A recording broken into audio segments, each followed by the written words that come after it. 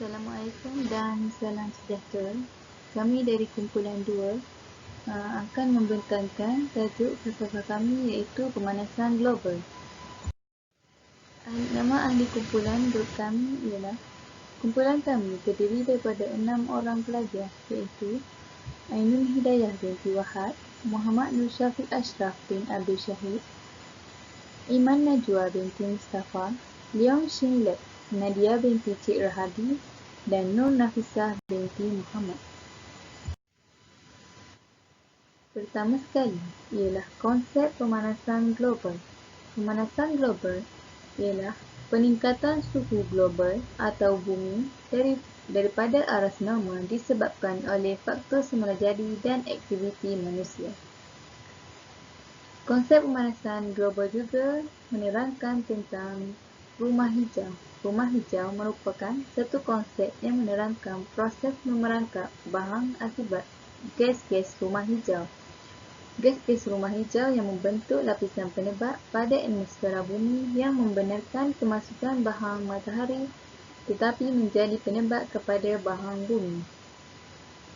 Terdapat pelbagai protokol dan pertubuhan dalam negara dan juga pada peringkat antarabangsa bagi mengurangkan pembebasan gas rumah hijau.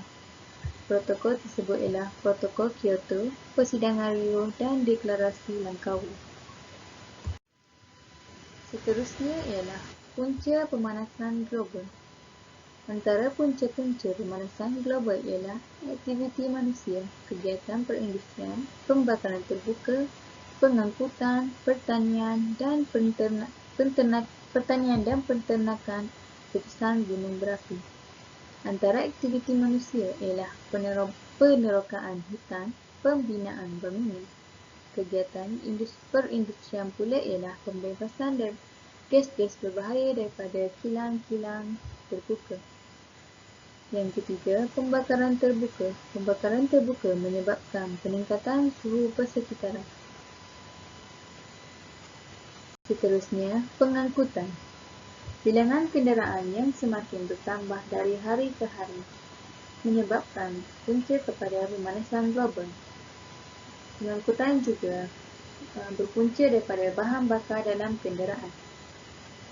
Pertanian dan penternakan. Pertanian pindah dan penggunaan baja kimia dan hasil buangan najis haiwan ternakan. Akhir sekali, letusan gunung berapi. Gunung berapi melepaskan asap dan debu yang berbahaya kepada manusia. Seterusnya adalah kaedah penyelesaian. Kaedah penyelesaian pertama adalah meningkatkan penggunaan kenderaan awam. Penggunaan kenderaan awam seperti bas serta LRT dapat menampung penumpang dengan kadar yang tinggi pada satu masa. Hal ini juga dapat mengurangkan kesesakan lalu lintas serta pengurangan pengeluaran karbon monoksida yang dihasilkan oleh kenderaan.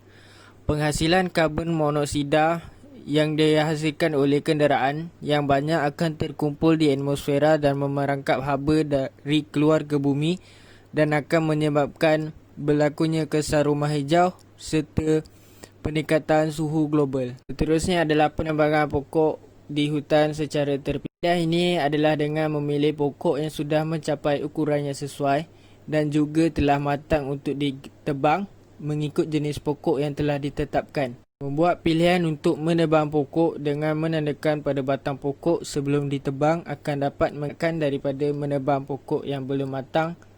Dan kaedah yang seterusnya adalah memasang penapis pada cerobong asap kilang. Oleh itu, asap kilang yang ditapis tidak akan mengeluarkan gas-gas beracun yang merosakkan lapisan ozon. Penipisan lapisan ozon akan menyebabkan pancaran ultra-ungu daripada sinar hari daripada menembusi dan memasuki bumi dan menyebabkan berlakunya peningkatan suhu. Penipisan lapisan ozon akan menyebabkan sinaran matahari dipancarkan tanpa ditapis dan akan mengakibatkan manusia yang terkena sinaran ultra-ungu akan mengalami radiasi terhadap kulit. Penipisan ozon juga akan meningkatkan suhu bumi serta akan memerangkapkan suhu bumi daripada keluar.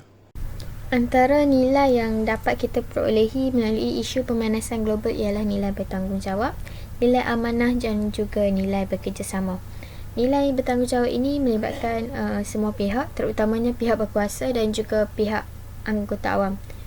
Hal ini kerana isu pemanasan global bukanlah melibatkan masyarakat di Malaysia, malah melibatkan masalah masyarakat di seluruh pelosok dunia. Masyarakat haruslah bertanggungjawab dengan segala tindakan yang diambil dengan tidak melakukan rutin harian yang akan menyebabkan berlakunya pemanasan global. Rutin harian seperti pembakaran sampah secara terbuka. Rutin harian ini haruslah dihindari kerana ia boleh menyebabkan berlakunya pemanasan global. Pihak berkuasa juga hendaklah mengambil langkah secara segera dalam menyelesaikan masalah yang diadukan oleh anggota masyarakat supaya suasana harmoni dan aman akan timbul di Malaysia, malah juga di peringkat dunia. Seterusnya adalah nilai amanah. Amanah merupakan perkara yang wajib dilakukan oleh semua masyarakat dalam menjalankan tugas. Pihak berkuasa haruslah amanah dalam menjalankan tugas yang diberikan, seperti mengenakan kompaun ataupun denda kepada semua pesalah tanpa mengira pangkat maupun darjat.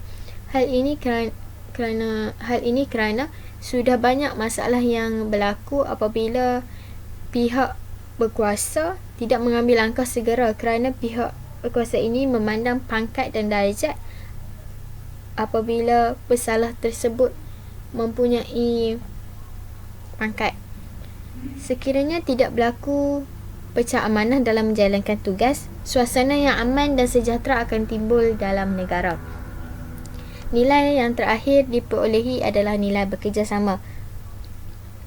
Hal ini dikatakan demikian kerana masyarakat haruslah bekerjasama dengan pihak berkuasa dalam membendung masalah pemanasan global. Masyarakat setempat hendaklah melaporkan masalah dengan keadaan segera kepada pihak berkuasa sekiranya terdapat segelintir pihak yang tidak bertanggungjawab melakukan kesalahan yang akan menyebabkan pemanasan global. Yang terakhir adalah kesimpulan. Pemanasan global ini mendatangkan kesan buruk kepada manusia dan juga ekosistem. Masyarakat terutamanya perlu mengambil berat terhadap masalah alam sekitar di sekeliling. Sikap manusia yang rakus mengeksploitasikan sumber alam demi kepentingan diri sendiri adalah sikap yang tidak baik dan tidak bertanggungjawab. Oleh itu, setiap individu haruslah mempunyai semangat cinta akan alam sekitar agar bumi dapat dipulihkan semula. Akhir sekali, kita berharap agar fenomena pemanasan global yang sedang melanda dunia dapat diselesaikan dengan segera untuk kegunaan generasi akan datang.